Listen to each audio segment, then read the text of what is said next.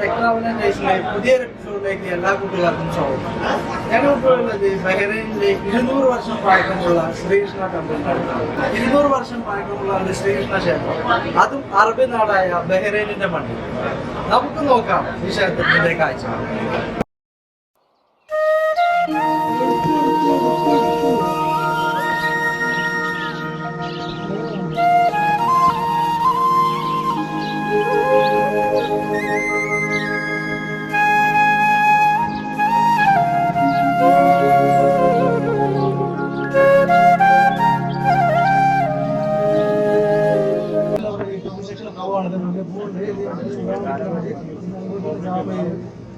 ചെണ്ടുമല്ലിയുണ്ട്, മഞ്ഞുണ്ട്, ജാമതിയുണ്ട്, വ്യത്യസ്തമായിട്ട് പല പൂക്കളുണ്ട്. ഇതൊക്കെ റോസാപ്പൂവുണ്ട്, റോസാപ്പൂവുണ്ട്.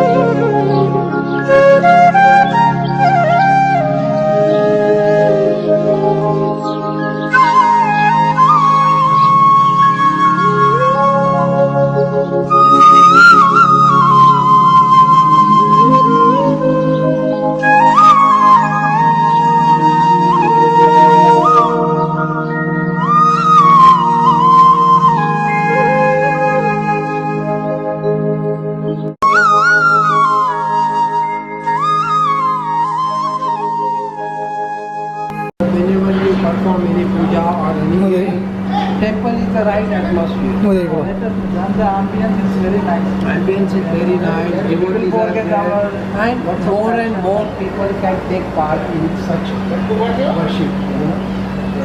At the end of the day, see, worship is for the betterment of the society. It is not for individual. Because if it is individual, you can pray at home. But when you worship or when you pray in a community or in a gathering, it is for the people. It is for the whole world. You know, like when we pray for Bahrain also.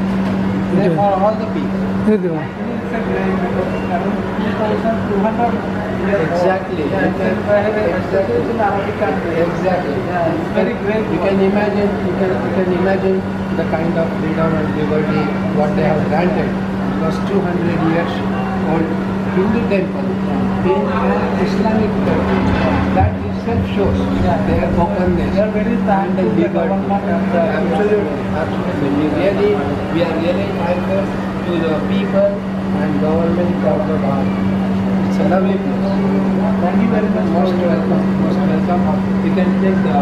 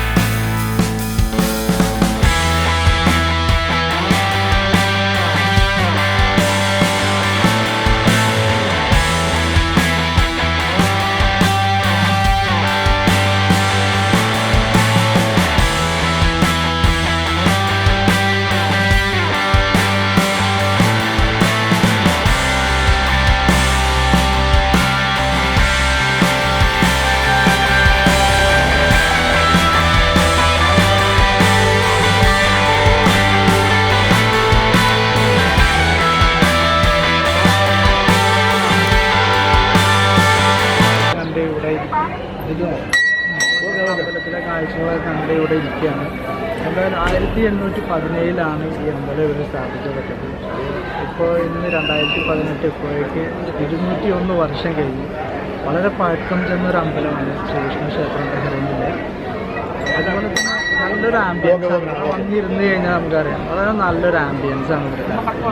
നാട്ടിലെ അമ്പലങ്ങളെ പോലെ തന്നെ എല്ലാ വിഗ്രഹങ്ങളായാലും അതുപോലെ തന്നെ ഇവിടുത്തെ പ്രതിഷ്ഠകളായാലും എല്ലാം അതേപോലെ തന്നെയാണ്. ഇവിടുത്തെ മാനേജ്മെൻറ്റ് എന്ന തത്തായ് പട്ടാരി മാനേജ്മെൻറ്റാണ്. അത് രാജസ്ഥാൻ ഇന്ത്യൻസ് ആണ് ഇതിൻ്റെ മെയിൻ മാനേജ്മെൻറ്റ് എന്ന് പറഞ്ഞു കഴിഞ്ഞാൽ. എന്നാൽ കേരളത്തിൽ നിന്ന് ഒരുപാട് ആളുകൾ ഇവിടെ ഓണത്തിനും അതുപോലെ ദീപാവലി അതുപോലെ ശിവരാത്രി ഒരുപാട് ഉത്സവങ്ങൾ ഇവിടെ നടക്കുന്നുണ്ട്. ഒരുപാട് രാത്രി സമയം ഈവനിങ്ങിലൊക്കെ ഒരുപാട് പ്രോഗ്രാമുകളും അതുപോലെ ഇവിടെ ഹാളുകളുണ്ട്. THMC ഹാളുകളുണ്ട്. ഇവിടെ ഒരുപാട് കോമ്പറ്റീഷനുകൾ കഥകളി അതുപോലെ ഭരതനാട്യം അങ്ങനെ കുട്ടികൾക്കൊക്കെ ഉള്ള ഒരുപാട് കോമ്പറ്റീഷനുകളൊക്കെ ഇവിടെയുണ്ട് നടക്കുന്നുണ്ട്. പിന്നെ പറയുന്നത് വെച്ച് കഴിഞ്ഞാൽ ഇവിടെ പൂജ രാവിലെ 6 മണി മുതൽ 6:10 മുതലാണ് ഇവിടെ ഇതിൻ്റെ ദർശനം തുടങ്ങുക. 6:10 മുതലാണ് ഇതിൻ്റെ ദർശനം ഇവിടെ തുടങ്ങുന്നത്. ഈവനിങ്ങിലും ഒരുപാട് പൂജകളും അതുപോലെ മറ്റുള്ള ഒരുപാട് പ്രതിഷ്ഠകളും ഇവിടെ നടക്കുന്നുണ്ട്. വർഷം തുടക്കത്തിലാണ് അമ്പലം ഇന്ന് കാണുന്ന ഈ ഒരു സ്ഥിതിയിലേക്കുള്ള ഇൻറ്റീരിയർ എക്സ്റ്റീരിയർ വർക്കുകളൊക്കെ നടന്നത്. ഇത് ശരിക്കും നമ്മുടെ കേരളത്തിലെ ഒരു അമ്പലത്തിൻ്റെ സ്റ്റൈലിലല്ല, മറിച്ച് ഒരു രാജസ്ഥാനി സ്റ്റൈലിലാണ്. രാജസ്ഥാനി ട്രഡീഷണൽ സ്റ്റൈലിലാണ് ഇവിടുത്തെ അമ്പലം ഇവിടെ ഇതുപോലെ സ്ഥാപിച്ചിട്ടുള്ളത്.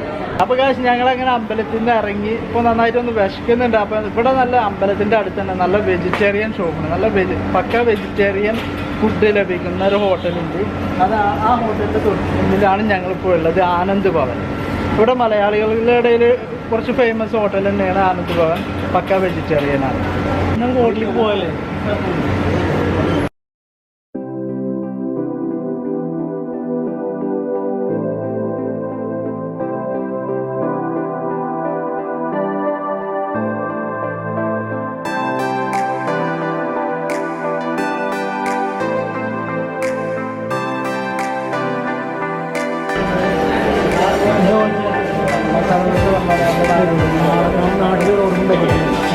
നാട്ടിൽ റോഡിലേക്കോട്ടെ അല്ലേ? ചൂടുള്ള മസാല ദോശ